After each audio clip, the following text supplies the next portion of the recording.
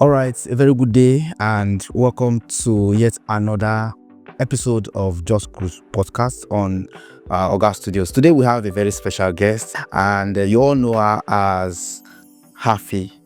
And so many people have seen her on screen at so many functions, but today we are having her in the city of Lokoja, Kogi State, and we're privileged to have her in Oga Studios. Today we'll be having an interaction with Havfy, and to go straight to the discussion, Havfy, you're welcome to Kogi State, you're welcome to Oga Studios.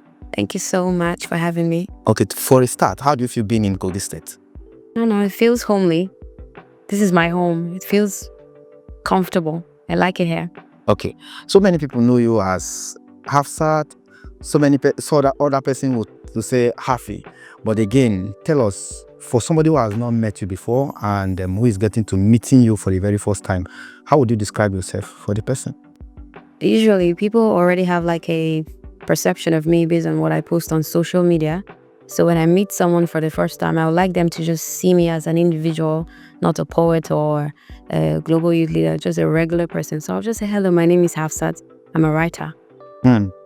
Interesting. So as a poet, as a writer, when did you actually realize or discover that poetry is something that you want to do? It's a funny story because I actually started as a prose writer. I looked up to Chimamanda a lot.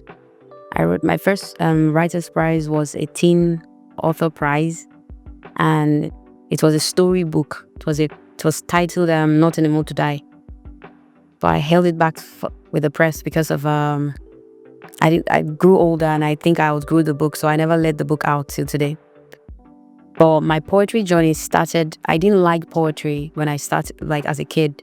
I loved stories, but I did not like poems. I thought people were just like, poets are imposters. They just say lots of big words and claim that it has meaning. Yeah. So I bumped into one of Neo Shuneri's work, Killing Without a Sword. And then I read the piece and it just blew my mind. So yeah, I started writing as a kid, but I started poetry in my early pre-teens, like maybe in my 13 or so. I didn't quite put my finger on when exactly I started. I wasn't counting. I wasn't expecting to be a poet. Okay. So, but can you really point out your first artwork, your first performance, and what it actually was about?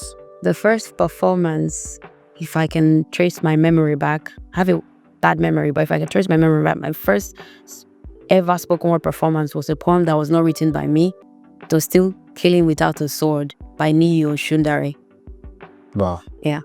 Okay, so after that time you have performed several poems, several occasions. By poets that I still admire. Then eventually I started writing my own. Okay. And then I performed my own and people actually do like it. I was like, oh, okay, I can do this too. And then that was how I started writing poetry. Interesting. So now, what would you say is your biggest poem, the one that actually blew you, what was it about? It's the obvious, The Girl in English Class. I got a name from there, which is quite ironic because I wrote the piece to drag the girl in English class, and now people call me the girl in English class. Seriously? Yeah, but that's the piece that actually skyrocketed me to who I am today. So at the time you were writing that particular poem, what was running through your mind? Do you ever thought that it was going to be something that would blow and everybody would talk about it? I didn't write to blow. I've been writing lots of poems in the past, but I didn't write to, oh, this is the one that will blow you. No. You never knew? I never knew. I wasn't really expecting too much, given the fact that poetry is not really as celebrated in Nigeria as other countries. Right, so I wasn't expecting too much, but I entered a competition with the piece. We were told to write a piece titled Babel, a new language, right? And I decided to come from a very, very different perspective where I speak my language, Igala. I speak it very well. Surprisingly, people don't know that. So you're Igala? I'm Igala Oshe. Igala from where? From Ankpa. Igala from Ankpa. So do you speak Igala? Yeah. Abeli? Lafialo. That's impressive. Okay then.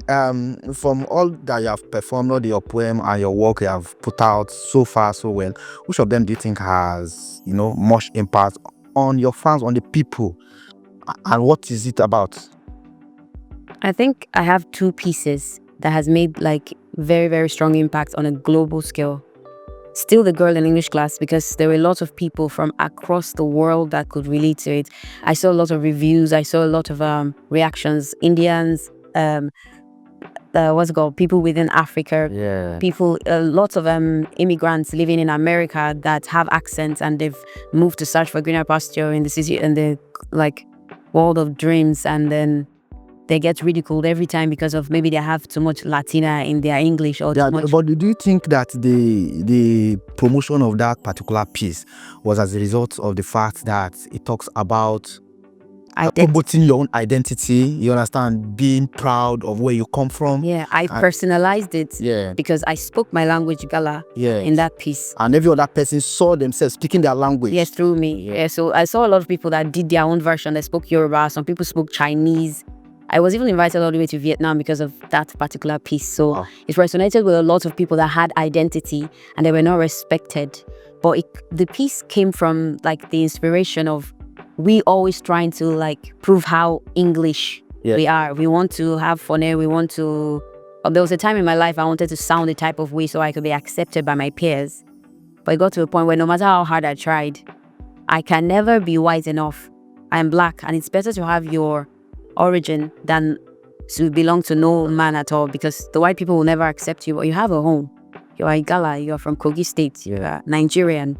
And you have to promote where. So there's no dignity in okay, I've forgotten my own lights.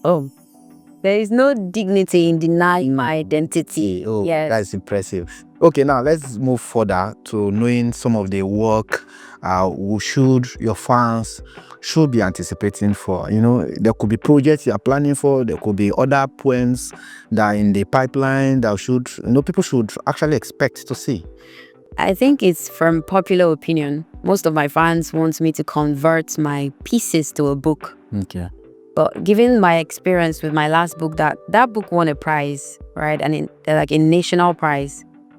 And I got recognition even from Nigerian, what's it called?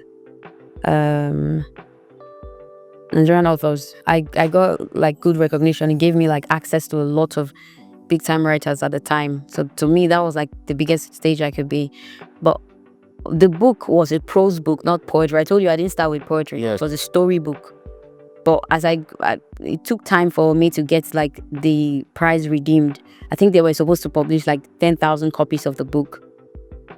They wanted to publish the book and market it for me. As a kid, I was a teenager. I was still in secondary school at the time. But then it didn't work out because I grew the book. So when I read my dummy, I saw the first dummy from the editor. Yeah. And I didn't like this book anymore. Yeah, so I was like, no, I don't feel comfortable releasing this because I think in my writing phase I've elevated. Maybe one day I might just release it as something that I write in my childish wonder. But right now, with the kind of standard I've reached in my writing, I felt I didn't want to put out. But now they want me to make like my poem as a compilation. I already have an album that is on all streaming platforms that people go to listen. Like people like work out to it, use it for their videos. They do everything with it. It's in public domain. People can use my sound anywhere. Okay. But they want it as a book. They can reach. So this is my chance to say maybe I might release the book. Maybe, but I'm not sure. Okay. I know that most of your poems, most of your talks are so lifting to me in a way and so inspiring too. Could there be a day you are going to have something that looks like a concert, like a mini gathering or a large gathering of people, fans who celebrates your work? Just come, sit or stand to watch Havfy perform. Like a meet and greet. Yeah, like a meet and greet. You perform most of your both the old, the new, and the one you have not even released, to your people and your fans just to see something like that. I think I've experienced something like that, but I wasn't the architect of it. One was Serenade with my manager, Jose, and the other one was at Johnny's Room Life every single year. I think it's becoming like a tradition now. I don't know, maybe this year I'll be there. Every single year I go for Johnny Drill's Room Life. Yeah. Happens in Abuja, Lagos, and like around some of the states, he has like some of the biggest fan days. So I've had that kind of thing where I sit down, but it wasn't my event. it was an event You were invited. where I was invited, and then I had my meet and greet moment with some of my fans that came because they wanted to see me on a personal level. So that's actually an idea that I'll write down. Jose, I think you can write that down. So you have to pay me for that. I was selling an idea right now. Okay, now let's look at some of the, could I say, role model or people who are poets or writers you would like to collaborate with, in future time, or you are planning, or either planning or having in mind. Someone I would be thrilled to collaborate with, or two. There are two, a man and a woman. Okay. I would want to see Nee. I've been mentioning Nee so much. I want to perform with Nee, one-on-one, we could do a collaboration. The funny fact is I've never seen Nee Oshundare in real time. Even though I've traveled for ANA, Association of Nigerian Authors, I've mingled with a lot of people in the literary space, ALS and all of these spaces. I've never bumped into Nee Oshundare up to now. He's a legend, he's a poet. I never met him, but that man's poem made me a poet. So I like to do a one-on-one performance. I don't know how, whatever suits him. This is my way of using style to invite him. And then Amanda Gorman, that lady has publicized poetry in such a way that it inspires me. I want to ask you where, can one find your work, especially those that don't know you? That's a very great question. Most of my works, the easiest place to find my work is social media. Yeah. TikTok, Facebook, Instagram, YouTube, all of those social. I'm everywhere. I'm even on Trello. Wow. Weird. I'm on all social media platforms. But also, I've been able to transcend my reach even to streaming platforms. So if you're not really looking for video type, you could just listen to my work in repeat. Some of them are very, very inspirational. It's something you can work out while you're doing it, while you're listening. Some are very, very energetic and pumping. Yeah. So it's on all streaming platform. Anywhere you know that you can stream music from. It's even on WhatsApp. You can use it, look for the sound and it will play. So it's on Instagram. You can even stream it on Instagram, but it's on Apple Music, Boomplay, Okay. Deezer, Spotify. It's everywhere. It's even on AudioMac, but I have to find a way to do that one because AudioMac does not work with the rest. But Well, that's impressive. And I want to ask you, if you want to advise upcoming poets or people who wants to look like you, who see you as role model, because anytime they hear your voice, I want to be like Havfy, or I want to be like this lady someday. What will be your message for them? If you have a dream to do anything, don't stop. You might get exhausted. There was a phase in my life I stopped writing for 2 years. I wasn't getting what I was expecting from the poetry. I thought poetry was all that good. I won a prize and I wanted to keep winning more, but I was putting more into my poetry than it was giving me. I was investing, I was going to events, I would go to events, I even beg to perform sometimes. So I will make money from my side hustle and use it to create content and put on social media. And then now I'm broke. Those times you create content and put on social media, do you have people viewing them, or I didn't get views at the time. It just took one video to get the rest of the video. All of the other videos went viral after the main one went viral. Yeah. So imagine I stopped at my maybe 15th or 30th video. Who would have thought that maybe the 301th one would have gotten the views that I needed?